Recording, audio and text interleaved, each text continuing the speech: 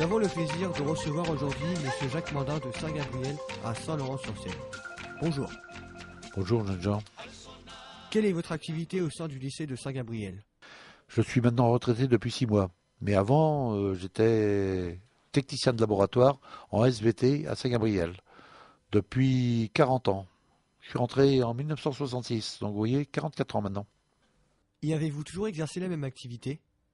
En parallèle, j'avais une activité aussi qui me passionnait beaucoup plus, c'était toute la technique audiovisuelle pour Saint-Gabriel, c'est-à-dire la salle Jean Grelot, la salle de réunion, pour des conférences, pour du théâtre, pour des concerts, pour n'importe quelle manifestation audiovisuelle. Et le cinéma, bien sûr, qui est très important à Saint-Gabriel. C'est le cinéma 35 mm professionnel. Seule salle qui tourne en professionnel à Saint-Gabriel, en France et en milieu scolaire. C'est une chance. 35 mm, c'est-à-dire? 35 mm, c'est la largeur de la pellicule argentique, qui passe naturellement dans toutes les salles de cinéma professionnelles, les complexes. Actuellement, pour combien de temps? Ça, c'est quelques années, parce que vous savez très bien, vous qui êtes dans le milieu, que le cinéma analogique va disparaître au profit du cinéma numérique, que vous voyez dans les salles. Quelles sont les grandes dates de l'association? Alors l'association, c'est pas forcément une association, c'est une activité extrascolaire, davantage pour les internes. Alors les grandes dates, en 2001 bien sûr, lorsqu'on l'a lancé.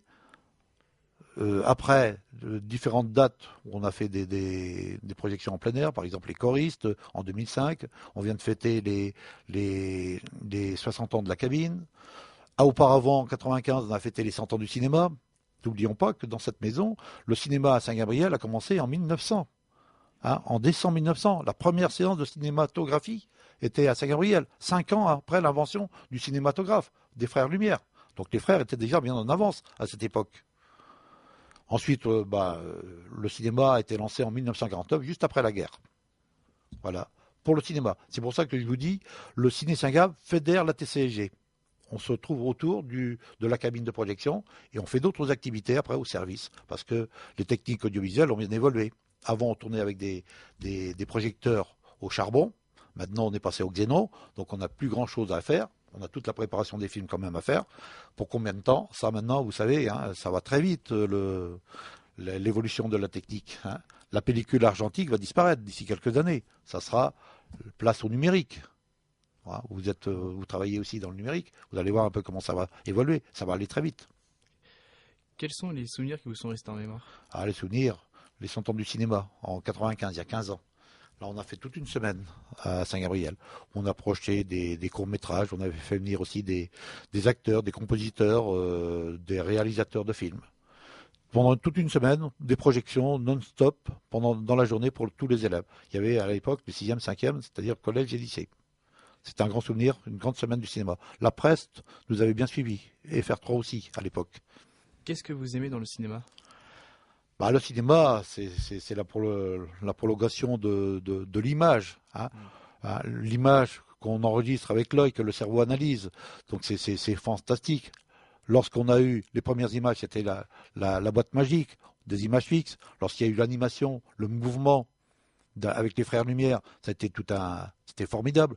Si vous vous souvenez les premières images d'un train rentrant dans une gare, où les gens avaient peur du train, c'était formidable. Voilà, c'est ça les images animées. Qu'est-ce que le cinéma d'autrefois? Alors, le cinéma d'autrefois, lorsqu'on allait, on allait au cinéma en famille. Donc c'était ça. Le cinéma rassemblait, les salles de cinéma rassemblaient toute la famille, que ce soit les enfants, les parents ou les grandes personnes. Maintenant, vous les jeunes, ou plus, vous allez davantage voir un film, et non plus au cinéma. Vous allez voir un film parce que vous l'avez choisi. Donc le cinéma d'autrefois, c'était tout ce qui rassemblait. Il n'y avait pas de télévision, donc il y avait uniquement ce cinéma, ces salles obscures où tout le monde se rassemblait. Que ce soit ceux qui pouvaient payer leur place ou quelquefois ceux qui ne pouvaient pas payer et qui avaient une place gratuite. C'était le cinéma de 1900, après la guerre, ça, 1949 jusqu'à 1970. Que pensez-vous des nouvelles technologies de l'image?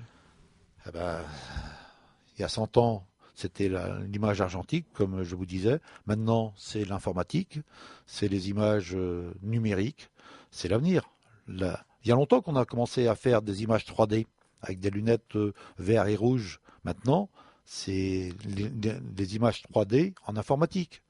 Vous avez vu le film Avatar, hein, certains l'ont vu.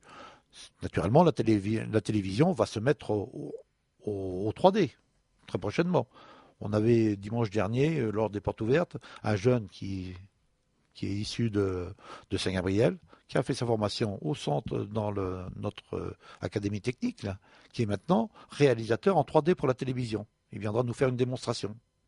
Le matériel coûte très cher, mais ça va aller vite, très vite maintenant.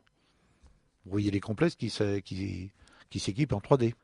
Êtes-vous libre des activités réalisées au sein de la TCSG? Alors libre, qu'est-ce qu'on appelle libre?